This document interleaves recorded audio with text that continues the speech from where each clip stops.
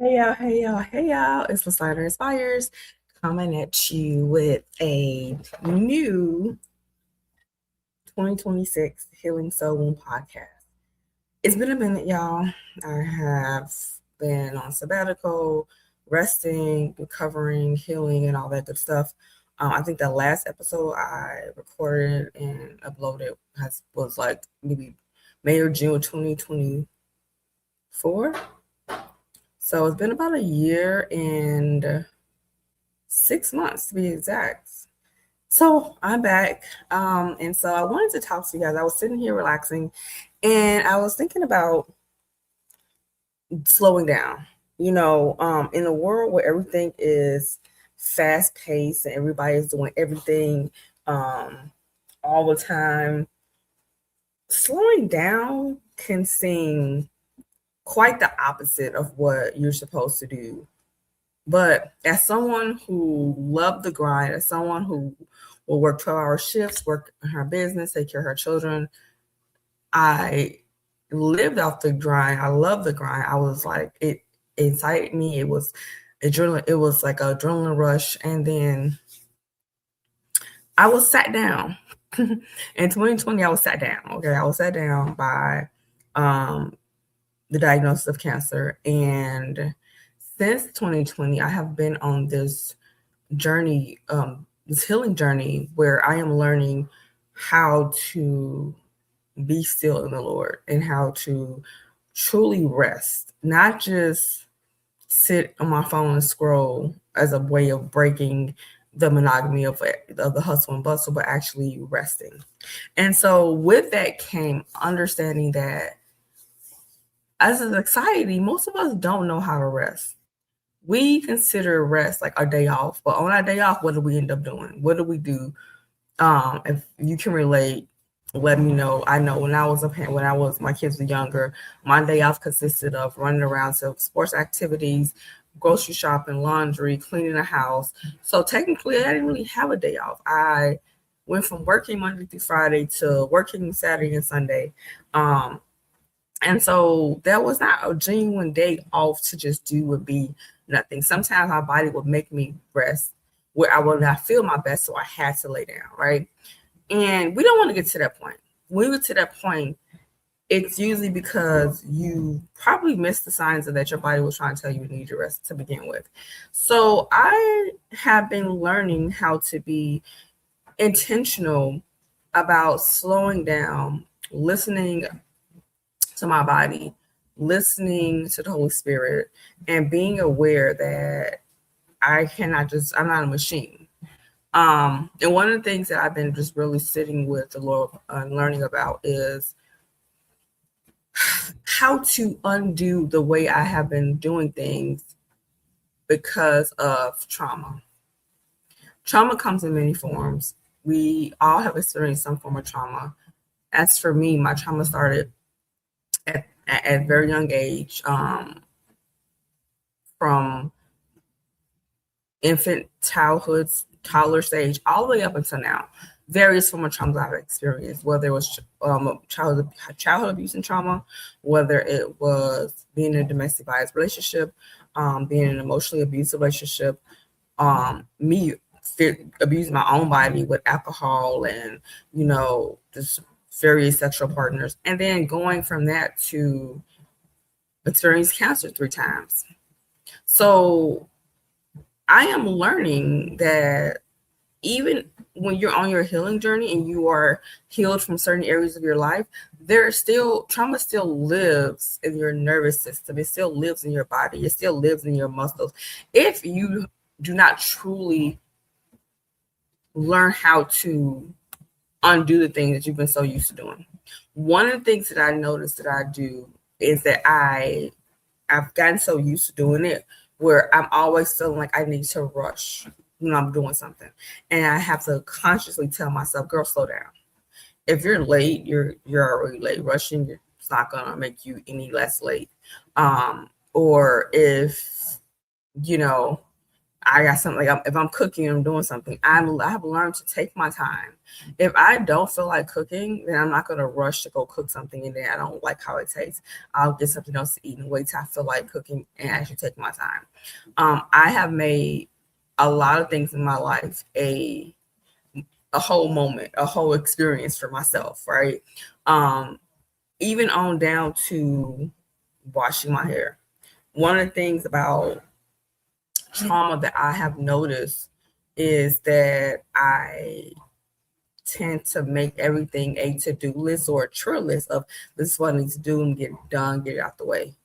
And I want to reverse that. I want to stop doing that. I want to start taking the time to experience these things, like to be in real time with it. Earlier this month, I wrote 2 blogs. One was called Quiet Sips, and the other one was called Slow Mornings.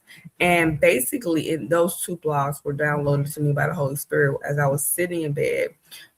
Initially, I was going to get my coffee, sit at my table, and just like do my devotional time at the table. But I felt led by the Holy Spirit to get back in my bed with my coffee and just relax. And so I did so. And then from that moment, what was downloaded to me was the thought of how often we get up and we have an agenda for the day. And it's usually, we fill our days with so many things, but never get very much done or accomplished.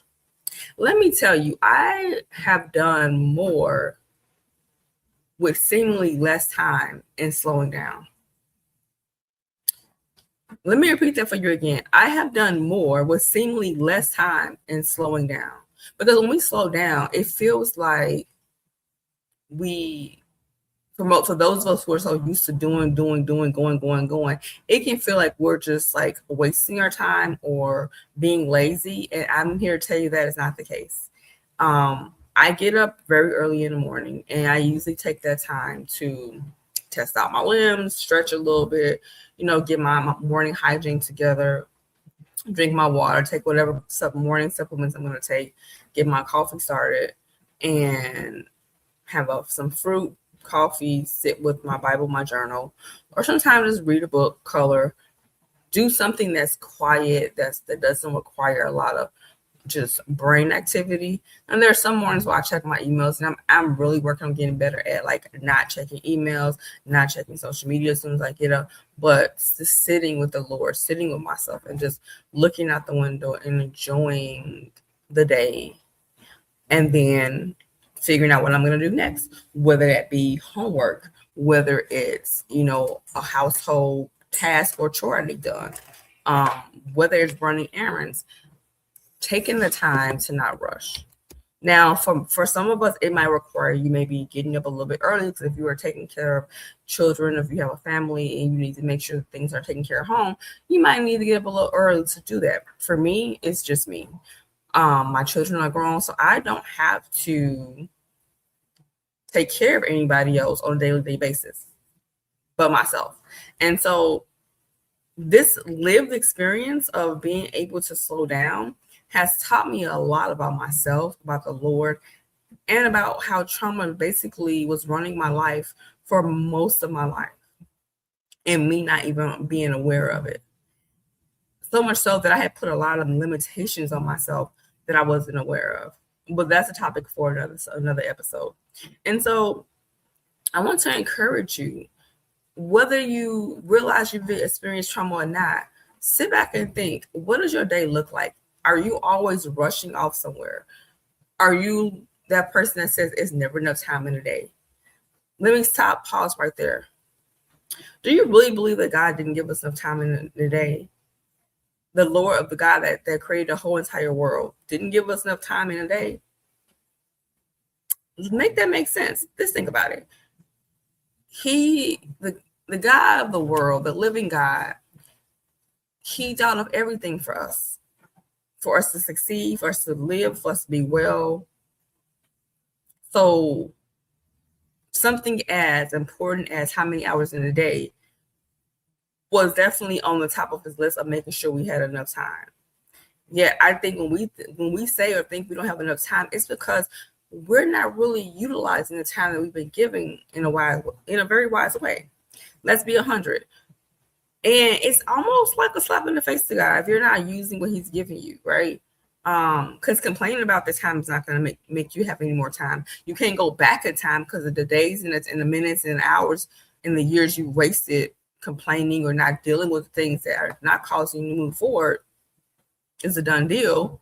So what are you going to do now to be still, to rest, to slow down? I don't want to hear the excuses. I don't want to hear, oh, you just don't get it. I got this, I got that, I got this, I got that, blah, blah, blah. I do get it. Okay. As someone who raised 3 young men for the last half of their lives, well, not the last half because they're still alive and well, but I raised them majorly by myself. It was not easy. All right. Let's be honest. It wasn't. That's why raising a family should be it is a 2-parent thing. Because you need both parents in the home.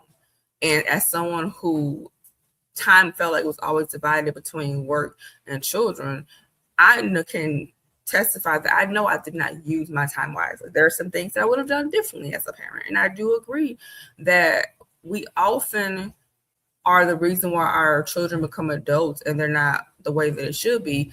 But then again, we cannot change that, right? That's a topic for another podcast as well. But what I'm talking about is the slowing down in our lives. How valuable is your life to you? How valuable is your mental health to you? Because as someone who has battle with anxiety on and off throughout her life, and moving in this space where I am working through that and working through healing from anxiety, healing from cancer, healing from all the things that have, traumatized me. As someone who is an advocate for mental health and Jesus, I'm here to tell you that you can learn to slow down. As someone who loves to always be able to go and always be able to grind, and I still love to go and do things, but I have a healthy balance, and I'm working on continuing to have a healthy balance of resting, enjoying, because at the end of the day, we only get one life on earth to live. At the end of the day, we only get one body that we need to take care of. And we need to learn how to take care of our body and our mental health and our emotional health and our spiritual health by way of Jesus Christ through reading the Bible. And there are scriptures that we can lean on when it comes to learning how to rest. And I will put those in the comment section for those who are listening on the podcast. And if I decide to do this as a video uploaded to my website and YouTube, I'll also put it in the comment section. But I want to encourage you to slow down. I want to encourage you to take the time each day to find quiet pockets of time to just do nothing. I mean, don't pick up your phone and scroll, because that's technically you're engaging, your brain, you're engaging your eyes. So you're not slowing down, you're doing something else with them. And I will admit it's kind of hard to just sit and be still and not do nothing. Listen to some music, put some quiet music, some relaxing music on, something that's not going to be overstimulated, because I feel like we all are overstimulated to a certain degree for those of us who don't know how to slow down. And so I also want to give you the definition of what slow means, right? Because one of the things that I've been learning to do is to, I guess, relearn words. Not that I didn't know words, but to like really understand them in a magnitude of when I'm teaching and ministering what they mean. So slow means moving or operating or designed to do so only at a low speed, not quick nor fast. Some of the synonyms of slow, and synonym is a word that means a similar meaning: unhurried, leisurely, measured, moderate, deliberate, steady, relaxed, easy, gentle, comfortable. Yeah, those are a few words that are similar to slow. And I don't know about you, but leisurely, already you had me at like leisurely. Let's do it. And so I just want to encourage you every day. If this is something that's new to you, or maybe you're trying to relearn it every day, 15, 20 minutes every few hours. Just take the time to do. Now, if you're at work, obviously, I'm not going to tell you to stop doing your job and just sit there. But when you're home, find that time for yourself because it's important. We can find the time for everything else. I'm telling you, have you ever just got on social media and you find a video, start laughing, and the next thing you know, you're in this rabbit hole where you look up an hour to its past? That is ungodly. I'm just saying. Because how in the world? So if you can scroll, if you can doom scroll, because that's what it really is, like your brain is just turning to mush. If you can do that, you can sit and relax, right? Get a coloring book. I love coloring books. As an adult, I have a physical one, I have a digital one. That's relaxing. Listen to some quiet music, something that's going to relax you. Reading a book. That's how you have to slow down for that. Crossword puzzles. And a lot of these things they do stimulate your brain, but we have to start somewhere, right? And eventually your body will crave these moments of doing these activities that are not super engaging and not over stimulating. Taking a walk. I mean, it's cold outside, so maybe taking a walk in the gym on a treadmill. Doing things that are going to require you to slow down. Like, when I say take a walk on a treadmill, I don't mean like you're jogging. I mean, just if you're not able to get out, if you don't have a walking trail that like a walking track indoors at your gym, or somewhere where you can walk indoors if it's too cold for you to walk outside. For those of you who are in warmer climates, take a walk outside. Sitting in your window or at a window by the sun, best thing ever. Try these things. You don't have to do them all at once. Pick one thing that you're going to do and do it every day. 15, 20, 30 minutes. Start to increase it. I guarantee you your mental health, your emotional health, your nervous system is going to start to like relax. We are so wired and overstimulated. We have gotten used to being in this heightened state of being. That is not natural. I'm telling you, it's not. If you're getting less than 5 to 6 hours of sleep, that is not natural. It's not normal. If you are if you're restless, that is not natural. That is not normal. We have gone accustomed to and used to being in a heightened state of being that we feel like it's normal. We're as a society as a whole, as humans, we're constantly anxious. We're constantly worried. A lot of it is due to what we're watching and what we're engaging in, our conversations, what we're listening to. There's a lot that has to do with that. And I think we have to start somewhere. I could tell you to cut all of that off.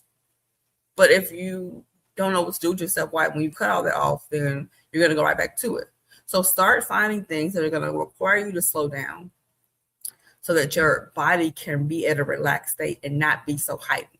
There are some of us, even when we're sleeping, we're grinding our teeth, we're clenched, we're constantly moving. If somebody was to record us, if we were to have a sleep study done, it'll probably show us tossing and turning, not at peace, not at rest.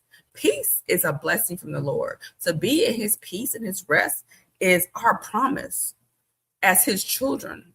When are you going to receive that promise and that blessing, accept it and live in it, right?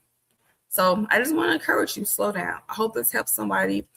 And I will continue to try to bring forth more podcasts. I'm not going to tell you times and dates because I'm going to go as the Holy Spirit flows. I love you guys. Remember to be bold, be unashamed, and most importantly, be healed.